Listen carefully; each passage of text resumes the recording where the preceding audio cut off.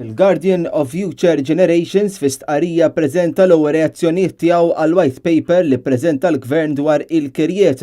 White paper deskritta bħala pass fid-direzzjoni tajba, iżda fl-istqarrija jitqajmu punti li juru kif il-Gvern nesa ċertu setturi vulnerabbli tas-soċjetà. Il-Guardian of Future Generations iffoka fuq il-proposta li l-minimu tal-kirja tkun ta' sena. Realistikament, is-sena mandatorja għal kuntratt ta' kirja mhux se sservi wisq jew xejn biex jittaffew l-ansjetajiet ta' min jikri illi xorta se jkollhom ibidlu darhom fi żmien qasir. L-istqarrija tgħid li huwa importanti li jkollna qafas regolatorju li jħares lil kulħadd kemm l-inkwilin u kemm lis-sit. Intqal ir-regoli tal-proprjetà f'pajjiżna għadhom ħafna lura.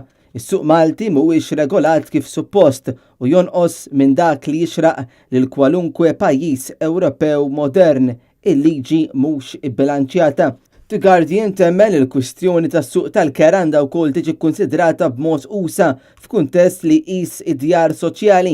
L-investiment li sar fid-djar soċjali fl-aħħar snin huwa inaċċettabbli u dan jistgħu jindikaw l-ewwel sinjali ta' kriżi potenzjali ta' djar li diġà qiegħda hemmhekk. Għalhekk il-White Paper għandha tagħti aktar priorità biex jiġu indirizzati l-problemi tal-housing soċjali f'pajjiżna.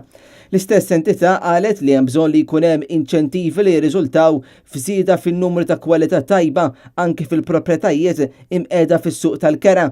Madankollu dawn l-inċentivi għandhom jagħmluha attrajenti għas-sidien biex jagħmlu l-proprjetà disponibbli għall-kera fi stat tajjeb.